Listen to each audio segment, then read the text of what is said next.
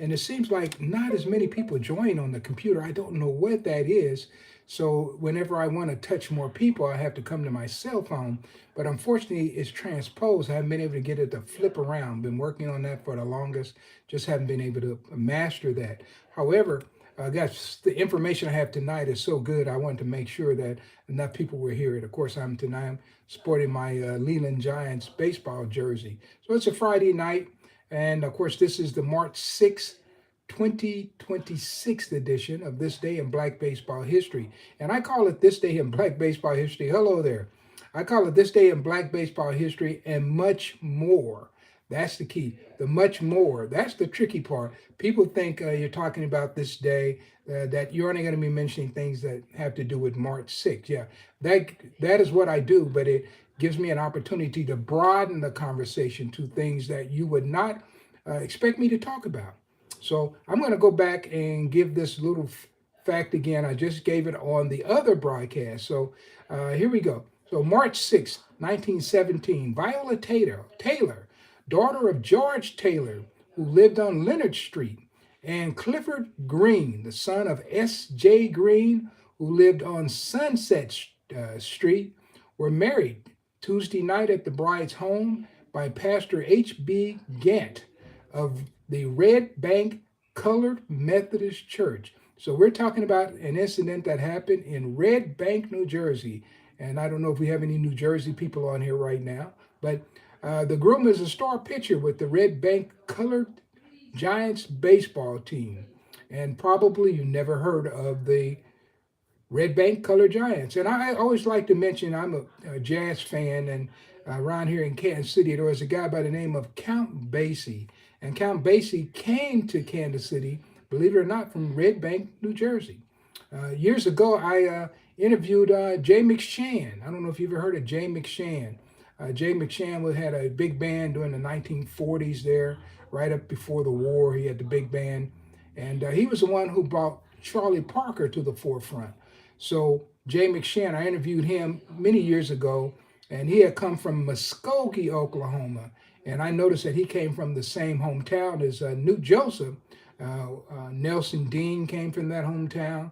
And so anyway, I used that opportunity to go and talk to Jay. And I said, hey, Jay, do you remember Newt Joseph? And he told me that when he left Muskogee, his mom told him, when you get to Kansas City, you be sure to look up our homie, Newt Joseph, who's from Muskogee. And that was Jay McShann. Jay McShann's gone on. He's one of the ancestors now. But Jay McShann was certainly a fantastic a musician, great pianist, could sing the blues.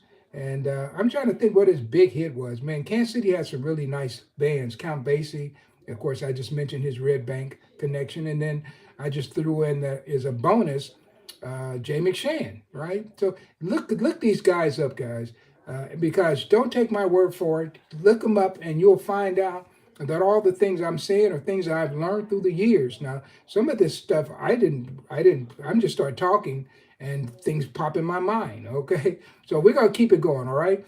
So let's go to March 6th, 1946. Let's go there. Let's go there. Well, and then I'm going to go backwards, okay? So March 6, 1946, in an inter-squad game at Daytona Beach, Florida, Jackie Robinson of Brooklyn's Montreal farm team participated in a 7-inning game against the Dodgers' second squad, which the Montreal team lost. And playing shortstop, as Jackie played shortstop that day, Robinson failed to get a hit in 2 at-bats. And remember, there's another African American on the team by the name of Johnny Wright, who was a pitcher. And he did not pitch, reportedly because he was not in shape to make a mound appearance as of yet. Now, that's really interesting because he had been in the military at Three Rivers, Michigan. And that was the Three Rivers naval base there, naval training base. And I'm surprised that he wouldn't be in condition after being at the naval base and also being in the Pacific during World War II. And they were constantly conditioning. So that's kind of interesting. I always feel like John Wright didn't really get a true opportunity to play with the Brooklyn team. And of course, they would eventually send him down to Three Rivers, and then they would bring up another guy by the name of Roy Partlow, who I had the pleasure of interviewing. Roy was living in Philadelphia at the time. I will probably talk about that sometime when time allows. Something that hits me that really talks about um, Roy Partlow. Somebody said, "Happy birthday to the late great Kirby Puckett." Okay, I didn't know his birthday was today. I'm gonna have to look that up. I knew Kirby. I knew Kirby. I used to be the assistant director of public relations for the Kansas City Royals. So whenever anybody was in the American League and they would come, I would get a chance to go down and talk to them. I would tell you, Kirby was a real upfront guy, really nice guy. And at that time, there was a guy. I'm trying to think what his name was because people used to get him confused with Kirby Puckett all the time. Oh man, what was his name? Because the guy was from Kansas City too, and he played with the Twins at that time, and they kind of looked like Kirby Puckett. So if you were leaving the ballpark with him, people thought you were leaving the ballpark with Kirby Puckett. But what was his name? Maybe it'll pop in my head. I've met a lot of baseball players over my time, but yeah. So, but I will tell you what Kirby Puckett used to do, and I really admired him for this. There were a lot of kids who worked around the clubhouses, bat boys and ball boys, and it was mostly boys at that particular. Actually, it was all boys that were in the clubhouse at that time. I don't know what's going on now, but at the end of the season, Kirby would pay for them to come on the last flight to Kansas City. And downtown, we had a big shoe store. It's called Bob Jones. And so they had it was the largest selection of shoes that I've ever seen in any place in my lifetime. It was Bob Jones. And so Kirby would bring, usually 3 or 4, 5 kids and fly them in with the team. And then at the last homestand in Kansas City, he would take them down to Bob Jones and let them buy any shoes they wanted to get. And that's one thing he used to do. I was all on him, and that was Kirby Puckett. So we lost a good one when we lost Kirby Puckett. He was always a great guy to talk to, and I know a little bit about his upbringing because his father lived down around New Madrid, Missouri. And in that same area, Elston Howard's father lived in that same area, down around Sykeston, Missouri, New Madrid, around in that area. You probably heard of New Madrid Fault. Well, that's right around that same area in Missouri. And so that's where Kirby's dad lived. And of course, Kirby was born in Chicago, and his dad was there, but his dad went back home to live, in rural Missouri. And the same thing happened with Elston Howard. When he was born in St. Louis, his dad was there, but then his dad moved back to rural Missouri. And Elston Howard's dad was an educator. So, yeah, so this is kind of interesting information that you typically won't get. And a lot of this came from me just traveling, right? Okay, so anyway, Jackie Robinson is the one that they're always interviewing. They don't interview Johnny Wright very much, and you can always hear what Jackie is saying, right? And I want to give you another. Let's go. Now I'm going to go back now, and I'll give you one. March 6, 1910, Smokey Joe Williams of the Tribleys. You never heard of that team? That was a team they organized in the Winter League out in California. The Tribleys tossed a 4-hitter and struck out 3 batters to win 1-0 over the Goldsmiths team in California Winter League action. And they had some good guys on this team. Now, 3 of these guys, I want to mention their names. First of all was George Donald. George Donald, who had played with the Kansas City, Kansas Giants, and then in 1910 he was with the Oklahoma Monarchs, infielder, and he was manager of the Oklahoma Monarchs. And then they had Otto Bowden. Otto Bowden started off with the San Antonio, what do they call it? San Antonio, because Joe Williams was on that team too. But they started down in San Antonio, right? And so Otto Bowden ended up with the Kansas City, Kansas Giants again. Now, Kansas City, Kansas Giants, because I was born in Kansas City, Kansas, so I know a lot about baseball in Kansas City, Kansas, and I talked to a lot of old timers who used to just tell me story after story after story. So, but Otto Bowden was there, and of course, Otto Bowden passed away in Kansas City, Missouri. And then also there was another guy by the name of Bill Pettis, Bill Pettis was a professional boxer and a baseball player, and he was from New Mexico. And he ended up playing with the 1909 Kansas City, Kansas Giants, right? And so anyway, that's wild that they were all out in the coast playing with the Tribbles. And these three guys had been former, well, actually, they didn't all play together at the same time, but they were all former members of the Kansas City, Kansas Giants. And I've talked a lot about the Kansas City, Kansas Giants, and there's so much more I could tell you because, like I said, there were people around town who actually saw the Kansas City, Kansas Giants play, and those were the people who mentored me 40 some odd years ago. All right. So anybody, let's see, somebody saying hi there. If you are joining from somewhere, by all means, let me know where you're joining from. And if you like these kind of conversations, guys, go ahead and subscribe. I'm going to give you another one here. This is kind of a different one here. So I'm going to give it to you. So we just talked about Bill Pettis, right? So here's about this one. A controversy appeared in print in the Los Angeles Sun newspaper is a warning to all managers. And so this letter was written to the sporting editor. And the ball player who wrote it was Bill Pettis. And he said, you will find enclosed stamps for which you send me copies of the Sun newspaper for Monday, February 27th. He said, I bought all I could in Los Angeles, but will need a few more, as I intend to send one to every manager in colored baseball in the country. I do this in order to put them wise to the crooked and disgraceful ball players. I do not approve of robbing the public or will do all I can to prevent such disgraceful ball playing. Signed, William Thomas Bill Pettis. So what was he talking about? Yeah, he had to be thinking about something. So what was he thinking about? Okay, here's what he was thinking about. So I went back to February 27th to follow that game and to see what I could figure out, okay? So as it turned out, there were a lot of tin-horn gamblers at Atlantic Park. That's where they were playing in San Diego.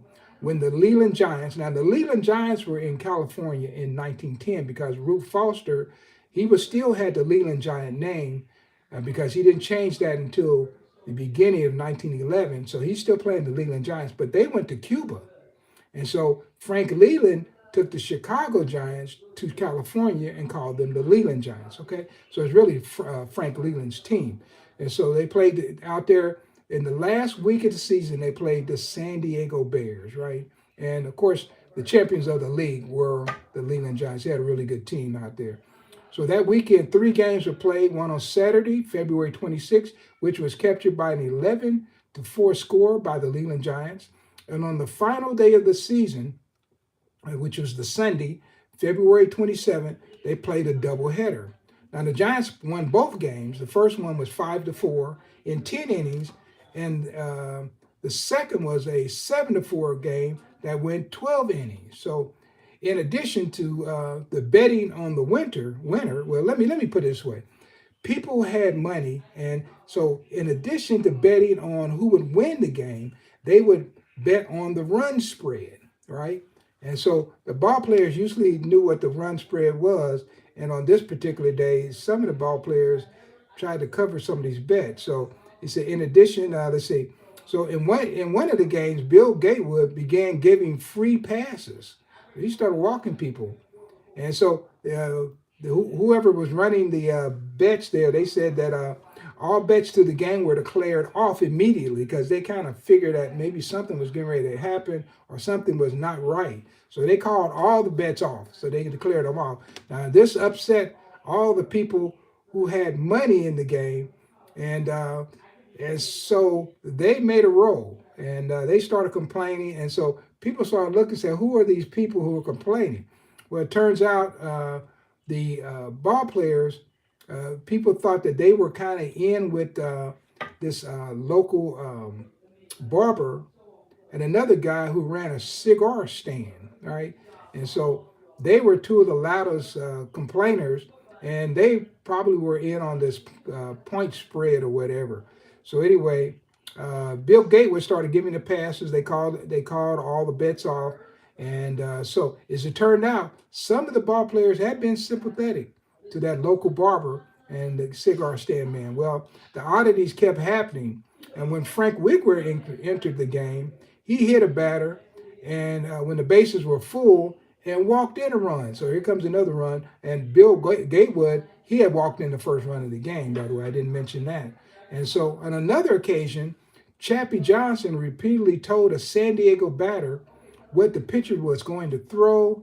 And he said, now notice he didn't say it once. He kept repeating it, letting them know what the batter was going to throw. So the umpire, knowing that something was up and was getting tired of what was going on, he said this game is too rotten, and he walked off the field, and they had no umpire. So everyone agreed that Bill Gatewood, Frank Wickware, and Chappie Johnson were doing what the Tin Horn Gamblers wanted to cover their bets. And this is what led Bill Petway, or Bill Pettis, to write that letter to the Los Angeles Sun newspaper. Have you ever heard that story before? And you wouldn't know some of these things happen, but when you listen to me, guys, I may give you some information that you typically won't get. Somebody said most of the stuff on this platform is trash. Hey, I understand. At nighttime, I'm always trying to find something I can listen to. And guys, you can listen to me right now. I don't know how long that's going to last, but it's been, right now I'm commercial free. So you can listen to me for commercial free, guys. So anyway, just a little baseball, and let me give you Let me give you two more. March 6, 1952. Chester A. Brewer, formerly of the Kansas City Monarchs and many other Negro League teams and Mexican League teams, was selected to manage the Riverside Rockets of the Southwest International League. And he will take over leadership of that club when he returns from Panama, where he had been managing a team. And so that was Chet Brewer. Chet Brewer is one of the names that I really sincerely think should be considered for the Hall of Fame.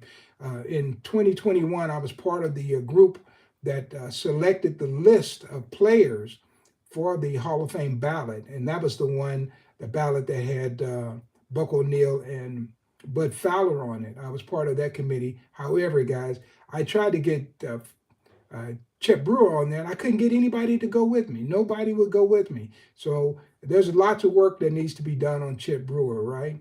So, but yeah, Chet Brewer, and so that makes him probably maybe the first or second manager in minor league baseball.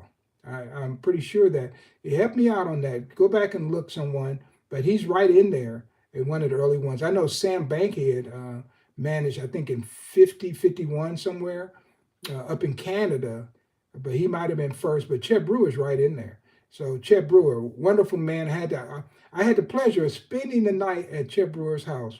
And so that was quite a story and quite an ordeal. He took me around and introduced me to a lot of people around Los Angeles. So I got a chance to meet Buster Hayward, and Chet took me to their house, right? I drove and he guided, right? So anyway, somebody says, Mr. Dixon, great to see you're catching up. Yeah. Okay, somebody's catching up with me again. Okay, this is Paul Julie. Okay, Paul, it's always good to hear you. See you in Memphis. Yeah, I plan on coming to Memphis. I've got a big project that I'm doing this year. I haven't announced what it is yet, but it's a pretty big project. And actually got several projects going on. I will announce them as they flow, right, at the appropriate time. So far, mum's the word, right? All right. So Chet Brewer. And so anyway, I don't really have that much more to say about Chet Brewer. I just will tell you that out of all the people that I met through the years, two of the most quality people that I met was Buck O'Neil and Chet Brewer. And Chet Brewer was my favorite, right? So Chester Arthur Brewer, and he's named after a president. Oh, I'll give you one more fact. Chet Brewer's best friend was T.J. Young. So you got Chester Arthur Brewer. Now, he's named after a president. And T.J. Young was also named after a president. His name was Thomas Jefferson Young. How about that? Best friends, both of them named after a president, and they're black. All right. So, okay. All right. So we're going to go to the last one here. March 6, 1966. We've got Richard Dick Whitworth. I don't know if you know that name. Now, good. Guess what? Kansas City connection. He was born in St. Louis. Somehow he ended up in Kansas City. He lived off of Fifth Street down there. I knew his actually his wife. She was still alive. She had just passed away, and so I didn't get a chance to actually interview her, even though her house was there. I used to pass the house all the time, knew exactly where it was. But her son was still alive. Two of them were still alive at that time, and so they were able to help me a great deal in putting the history of Dick Whitworth together. So if you go to my book, The Negro Baseball Leagues of Photographic History, you will see more information in one place on Dick Whitworth than you will see anywhere else. And so that's Richard Dick Whitworth, who got his start with the Palace Colts. With Bullet Rogan was on that team, and Fred Langford, who was also in that team, was one of my mentors. And so he was 94. I was like 23, 24, 25 in there. And he basically taught me about the whole situation of teams around Kansas City. And of course, that included the Palace Colts, right? So anyway, Dick Whitworth was with that team. And a lot of people don't know this. He was hit by a car, I think 1922, and both his legs were run over. And he was never the same after that, but he continued to play. And he ended up playing with the Gilchrist Union Giants later on in his career. Could still throw, but he wasn't good at, running and things like that. So his legs didn't heal right, but he still pitched. And I know when I talked to Georgia Dwight, she was Eddie Dwight's widow, and she lived up in Iowa. And of course, the Gilchrist Union Giants would travel through that area. And so those ball players would come by the house. Actually, her sister was married to Harry Crump. Harry Crump had the Colored House of David. So she knew what she was talking about. But she told me that the running joke about Whitworth is that he traveled with 54 pieces of luggage. And those 54 pieces included a 52 deck of playing cards, a baseball glove, and his spikes. That was his 54 pieces of luggage. I guess it could be 55 if you count both shoes, right? So that was Richard Dick Whitworth. He was a great one.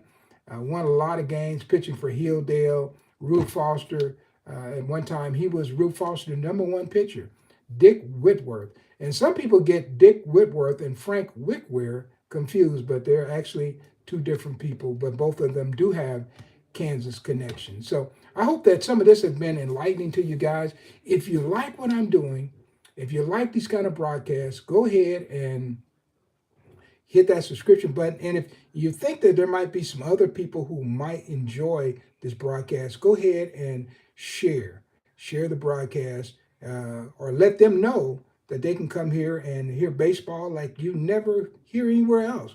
These are things that I've learned in my 46 years. I'm in my 46th year now, but we'll say 45 years, things that I've learned. And guys, I've learned a lot. And what I've learned more than anything is to appreciate all the people who support you. And so my hat's off to you guys for being there for me all these years. And there's so many people, some of them are now, they're the ancestors now, but they really helped me early in my youth to understand this history and to present it in a way that it could grow. And when I first started, guys, I'm gonna just tell you the truth. When I first started, there were maybe 4 or 5 books on Black baseball, and actually, to me, none of them were very good because they didn't portray the league and Black people like I grew up with.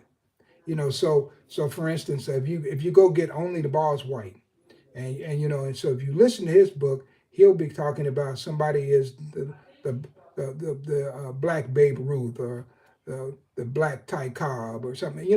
If you read my books, you won't ever see that in my I refuse to put that in any of my books. I never make a Black ball player a pocketbook version of a white player. I try to build that ball player on his own merit.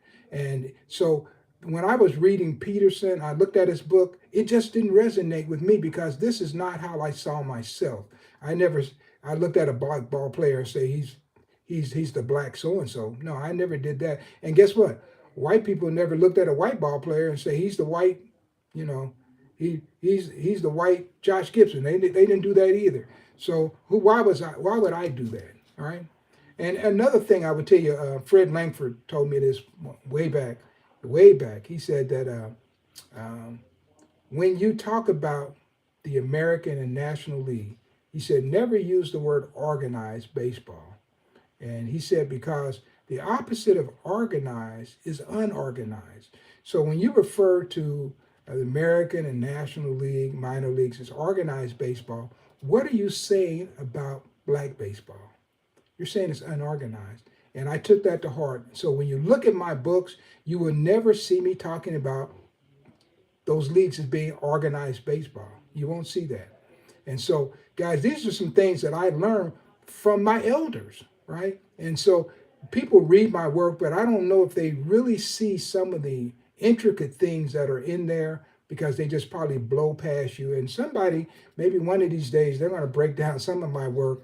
And there's a lot other little things that I put in there that maybe you wouldn't catch those either. I don't. From time to time, I may share a few things, but those are two that I thought I'd share with you tonight. So, all right then, guys. I usually try to keep it down to 20 minutes. I try my best, but boy, I'm telling you, this week I've been like going to 30 minutes to 29. Man, I'm telling you, I'm almost surprised that I even can fill up that time. But I do want to just thank you guys. So if there's any question that you want to shoot to me, I'll take one question, then I'll be out of here. And if somebody has a question, if you can type that fast, go ahead and type it in. And if nothing else, let me know where you're joining me from. That would be great. And I want to thank the guy who told me about Kirby Puckett's birthday today. I'm going to look that up. And I always keep one of these close by too. When these baseball registers, I always keep those close by. This is a 1966 edition here with Sandy Koufax on the cover. And I have another one that I've just kind of been working through. This is a 1960 edition. So I have lots of baseball books. And I'd be willing to bet you right now in my house, I may have 500 baseball books. And I've pretty much read through most of them. So, and some of them I'm dreaming about reading, but how about this? I have almost every book that came out on the Negro Leagues, and I can tell you that some of them guys, they work out better as book door stops than they do for reading material, right? And some of the books, guys, I'm gonna just tell you the truth. It's the same cup of coffee warmed over. You ever had a cup of coffee, guys, and you start drinking it, and then you put it down, and then you come back and it's cold, so you put it back in the microwave and you warm it over, and then maybe something happens again, and you still don't finish it, and you still got coffee in there. You got to go back and warm it up. But it's not a new cup of coffee. It's the same cup of coffee warmed over, right? And so some of these Negro League books, guys, I'm just telling you the truth. They're the same cup of coffee warmed over. And so, you don't get any new information, and because sometimes people just don't know how to deliver it. So anyway, guys, I don't want to beat up some of these authors. You can beat them up if you want to. Just know that they're under observation because I'm reading their work, and maybe one of these days I'll talk about it. Okay. So anyway, let's see. Somebody said one more time. It's always great. So what's Chet Brewer's best season to you? What year? Was it the year they won the different post tournament? Well, during the 1930s, Chet Brewer won. He was winning 30 games every year. Chet Brewer, oh man, I would say during the 1930s he was really strong, and some of those years they weren't in the league. Of course, they were playing baseball outside the league. So when you look at those statistics, you won't find much of Chet Brewer's career in the 1930s. But for a while, Chet Brewer was lights out. And so when I tried to bring his name up to get him on the Hall of Fame list, somebody wanted to talk about he was cutting the ball. Well, Gaylord Perry was greasing up the ball and he even talked about it forever. And so he's greasing up the ball, and he's in the Hall of Fame. So why can't Chet Brewer be there? So anyway, that's my argument. But once again, hey, the way I'm going to argue is going to be different from somebody else's. But yeah, 1930s were really great years for Chet Brewer.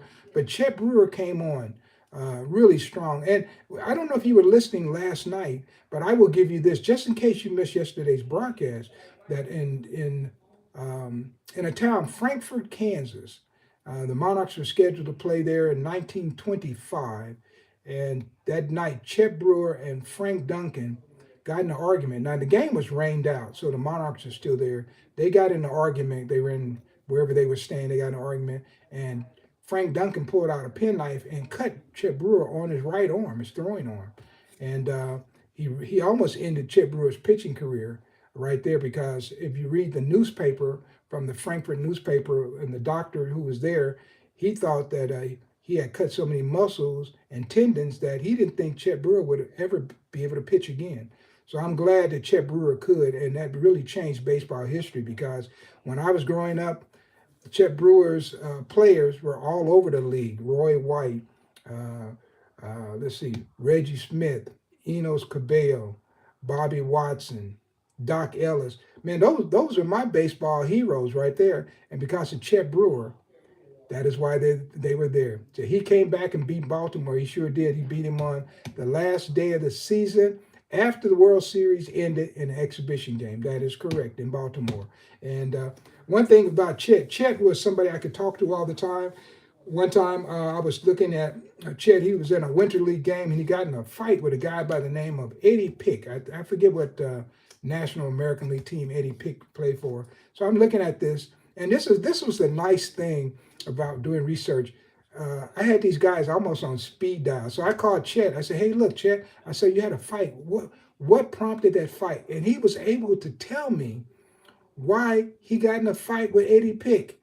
And so, you see the fight in the newspaper now. So somebody goes, they have newspaper online, they can see the fight. But just imagine you could get on the telephone and call and get those answers like that.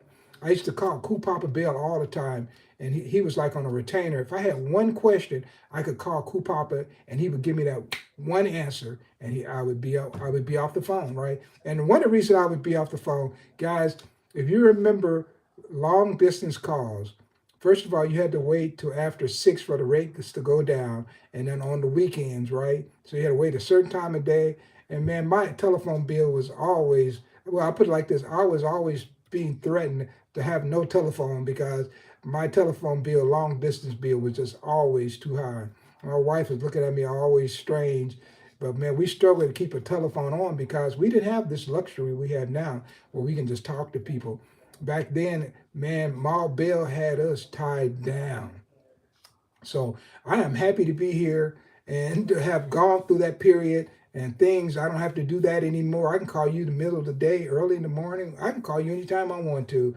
And the bill's already paid because I'm putting it through my telephone. So, guys, anyway, that does it for me. 33 minutes, way past my time. So I will see you soon. I'll be back tomorrow. One of these days soon, I'm going to go out on location and do another live somewhere around Kansas City, a place that you need to know about, and see what is there today. All right. Thanks, everybody, for joining. I appreciate you very much. And don't forget to subscribe or share the broadcast if you think somebody can benefit from this information. Have a nice day. Bye.